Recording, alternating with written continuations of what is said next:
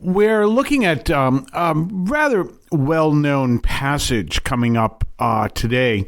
And today's kind of like one of those events where everything comes together. Couple things we want to look at. Today is May 13th. I'll talk about that in a second. And we're also looking at this powerful reading from the Acts of the Apostles that focuses on this understanding of, we'll call it a doorway to preach. I'll put it that way, even though it's not a physical doorway. So it's kind of a lot happening all at once. First of all, today is May 13th.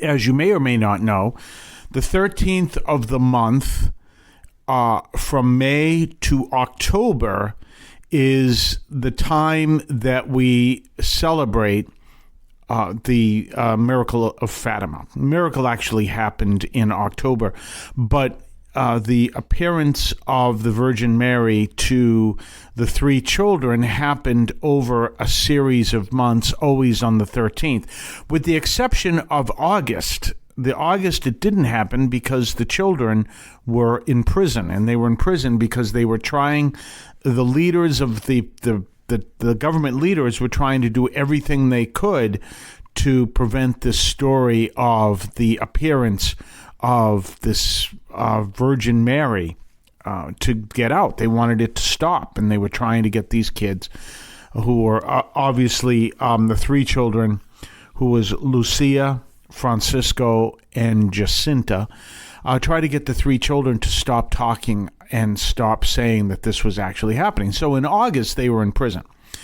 And then September, October, the Mary appeared again in October is when the miracle of the sun happened. If you don't know the full story, look it up on the internet. You'll find the whole story.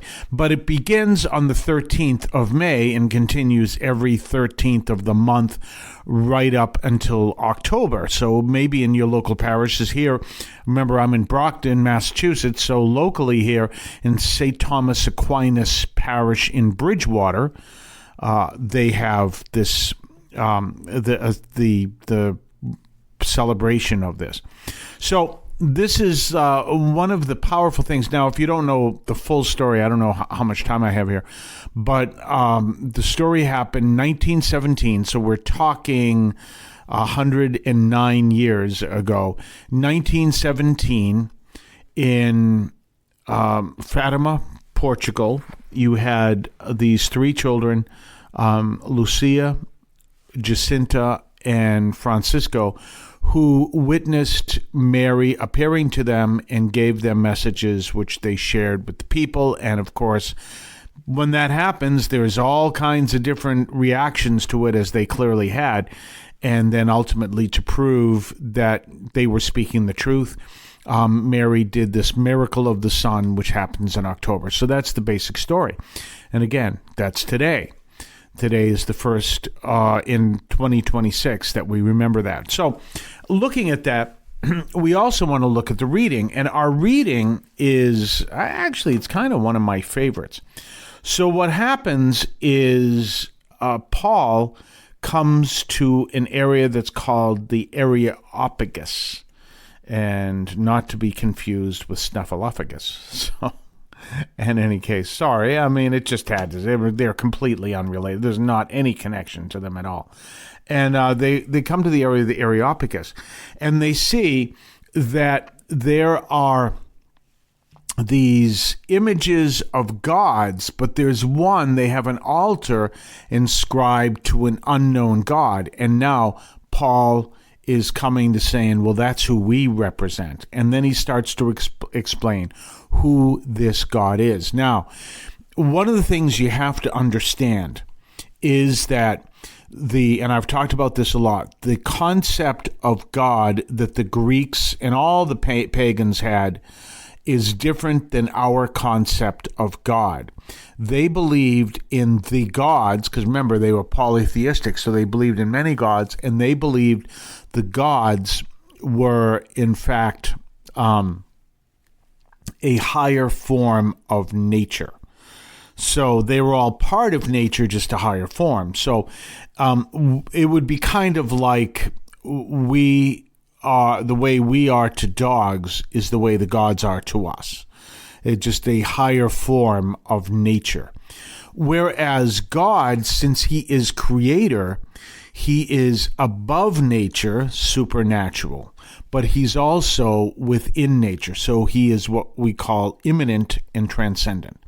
So this is the story. So Paul is representing this God who is greater than all the gods. And this is so important because, as I say, the whole point of Genesis, where God creates the world, is not saying that God created the world in 6 days.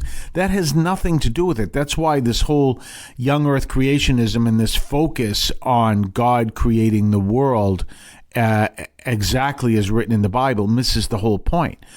God creating the sun and the moon and the stars and everything else proves that there is no sun god, there is no moon god, there is no star god. The Jews alone believed in this. All the other surrounding cultures did not. And so you can see this is a radical statement. Well, at the same time, Paul, speaking to the Athenians, is talking about the unknown God. And again, he brings up that this God is the creator, and he is bigger, greater than all the gods. Now, I said earlier that we don't know what Paul preached, because it's really not written there in the Bible what he preached. We get a sense, however, in today's reading, because what do we have here? We have that Paul is preaching about resurrection of the dead. Let's kind of look at that passage. And why don't I read the whole thing? We're actually to 18:1. So the reading is from 17. I'd actually focus on 17:22 to 18:1. So why don't we focus there?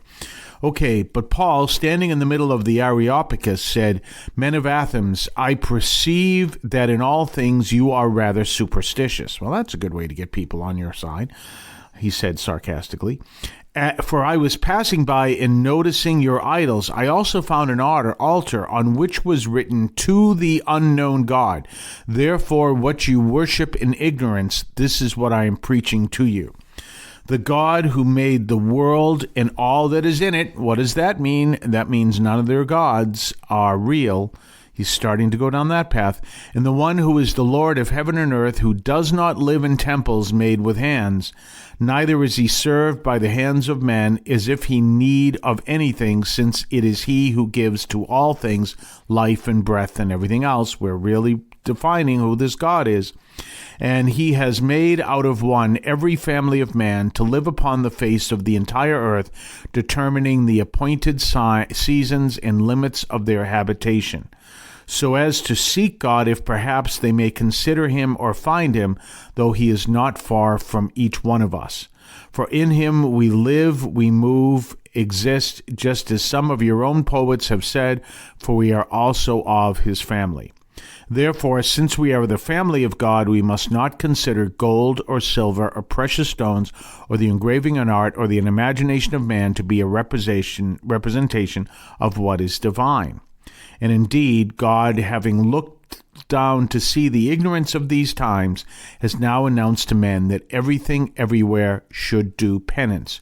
For he has appointed a day on which he will judge the world in equity through the man whom he has appointed, offering faith to all by raising him from the dead. And when they had heard about the resurrection of the dead, indeed some were derisive, but others said, 'We will listen to you about this again.' So Paul departed from their midst. Yet truly certain men adhering to him did believe." And so we have this idea. This is what Paul is doing. This is what he's talking about. He's introducing the ultimate God. This is powerful. And when we look at this great power, we understand that what's happening here is a whole revolution that's happening in Athens, that's happening all the world, about this new understanding of the cosmos and of God. And this is something that's extremely powerful. Now, Are we going to continue it tomorrow? Tomorrow is Ascension Thursday. So the focus is completely different because it is Ascension Thursday. And we're not going to look at the same reading. But you can follow along.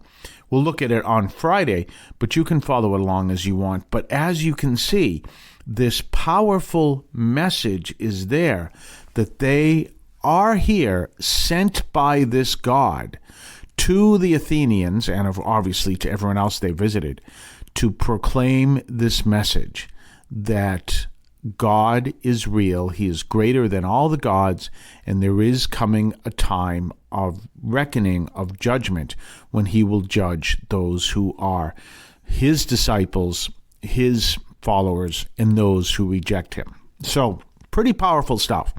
We're going to talk more on the other side of the break. You're listening to the Catholic Audio Media Podcast. We'll be right back right after this. Did you know that the Catholic Audio Media Podcast is available on various podcast platforms? You can find us, among others, on Podbean, which is our home platform. You can find it on Spotify, Amazon Music, iHeart, among others. Just look for Catholic Audio Media, all one word. On some platforms, such as Spotify, look for Catholic Audio Media, 3 words, and subscribe and listen to the Catholic Audio Media Podcast.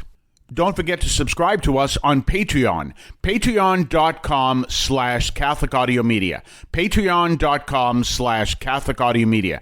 Check us out. Check what we have to offer, previews of upcoming podcasts, previews of upcoming columns over at catholicaudiomedia.substack.com, your ability to comment, make suggestions, even make suggestions in upcoming programs. Check us out, patreon.com, Catholic Audio Media. As you may or may not know, Pope Leo has been doing a whole series on Vatican II. And on the Vatican II documents. And one of the things he did a few weeks ago, let me see if I can come up with a date here. This was actually from April. And I think we talked a little bit about it before, but he talks about the role of the laity. And we see that in light of what he most recently talked about, or fairly recently talked about, which was the hierarchy. But one of the great difficulties of trying to help people understand their faith is the idea that the laity are called to do nothing more than pay, pray, and obey. And you know that I always preach against that. You'll hear that from the Associated Press. They preach that. Associated Press, yes. There was nothing, it's not related to the Catholic Church in any way, shape, or form. They have Catholics working for them, but so does everybody else. But you will hear them say, oh, the role of the laity, is to pay, pray, and obey. That's not true. That's a lie.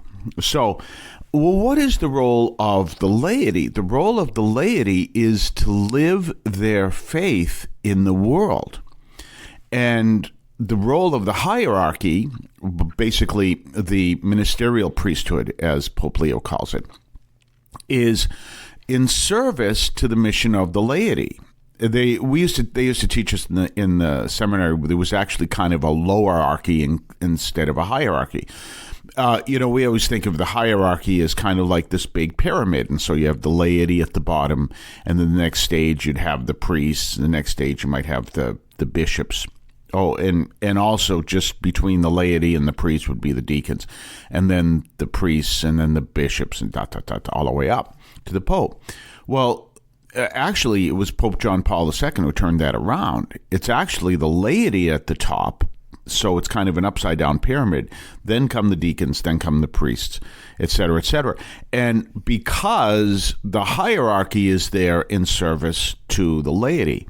Now, it's just very simply living your life as a Catholic is powerful enough as it is. You're going to church on Sunday.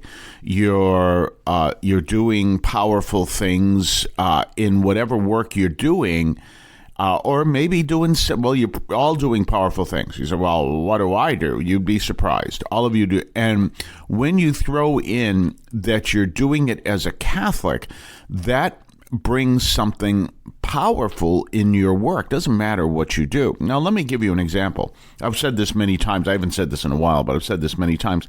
I swear, one of the reasons why I speak Spanish today and do not speak French is because my Spanish teacher, besides the fact he was excellent, and I had two Spanish teachers, both of them were excellent, but I used to see him in church on Sunday. I swear that has something to do with it. Granted, I didn't learn Spanish there, but I used to see him, and we had a round church. We had a round church. This friend of ours used to joke. He said, I always wanted, when I go to church, I like to sit in the back and in the corner. And you can't do that in your church. But it was a round church. So the altar was in the center of this round church. So if you could imagine, and basically it was really a semicircle, even though the entire church was round, the area behind the altar was either confessions, another altar, or storage or whatever. But the whole church was round. You look it up, Immaculate Conception, East Weymouth, Massachusetts. So, so I'd be sitting in the church, and I could look right across, and he may see me, he may not. I could see him. And I'm like, he goes to church every Sunday. And even though we never discussed it, and I was starting to leave the church at this time, I still swear that had something to do with me speaking Spanish, just because I had some connection with him. And there it is, that you're going to church, you're living your faith, you're praying every day. That's absolutely essential. And I know people do this. They teach people, it's important to be able to pray, and they'll teach them how to pray for a few minutes a day. And that's important. But I really focus on the seriousness of prayer. And therefore, I always say at least 20 minutes. And you know where I get the 20 minutes from? From, at that point, Father Timothy Dolan, who was the rector of the North American College, and I used to produce the local broadcast of Vatican Radio, and he used to say, 20 minutes to the laity. Well, at least 20 minutes a day. I mean, I try to do an hour a day, and it's very important. And my schedule changed, obviously, radically when my job changed, but I make it a rule to do an hour a day. And, if I don't make the hour, I have to do something else in its place that is a form of prayer that's essential. Well, the laity the same way. You're a parent. You're not a parent. Maybe you're living alone. Maybe you're married. Maybe you don't have children at this time. Maybe you have many children at this time. Whatever the case may be, your prayer is important because it helps you to do not only the work that God called you to do, which is the vocation. So if you're married, you have the vocation of marriage. If you're single, you have the vocation of being single. If you plan to get married someday in the future, then you're looking forward to the vocation of marriage. If you are religious or priest or whatever, obviously prayer is built into your day, but prayer is essential. And so that's your vocation, your spiritual vocation, your religious vocation. But you also have a worldly vocation, which is what you do in the world, what you do in work. That's just as important that you do it as a Catholic. And you may be in an environment that is maybe not accepting of your faith or whatever. It doesn't mean anything. Well, I didn't mean that the way that came out. I'm sorry. Doesn't mean anything.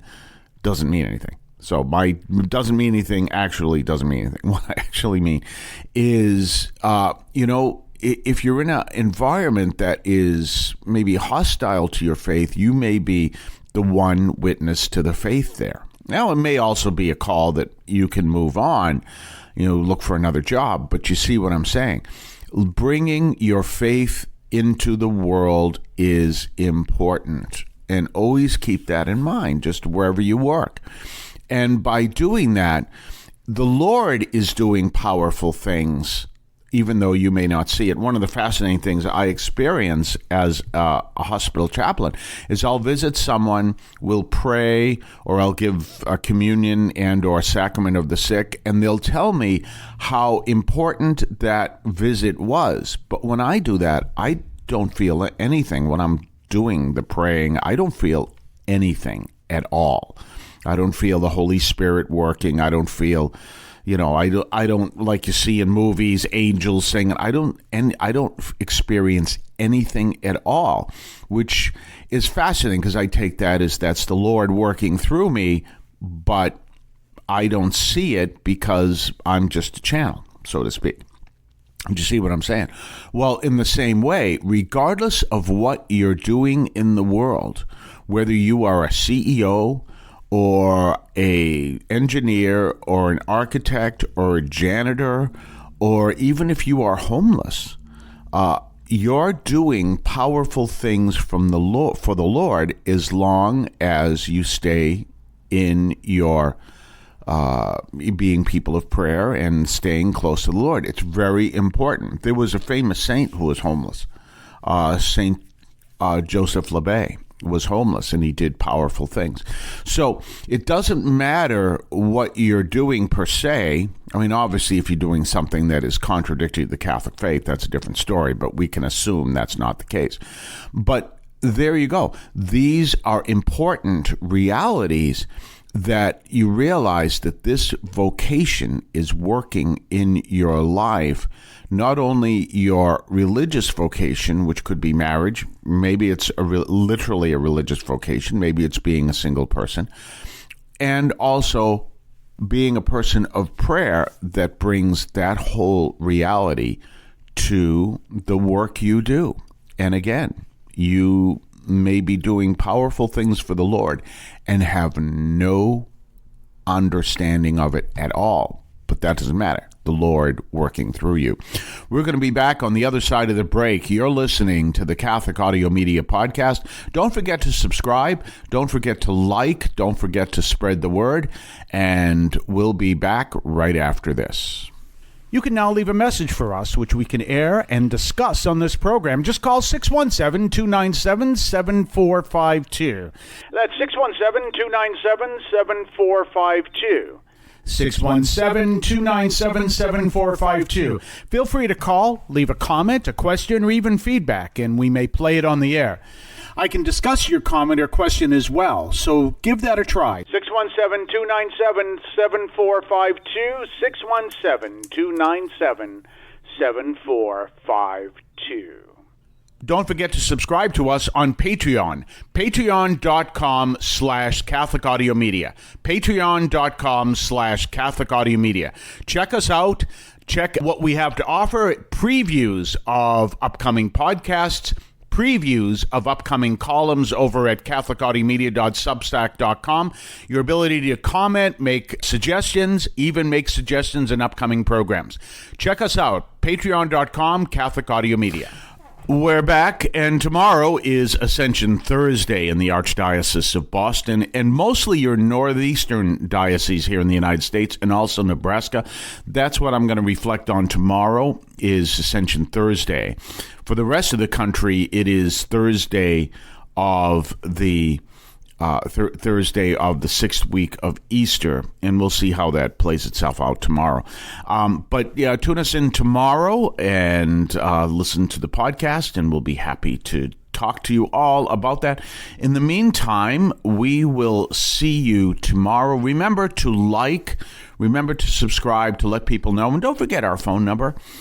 You can give us a call. You can send me a message, by the way, not by phone if you want. Send it by email to producer@CatholicAudiomedia.com.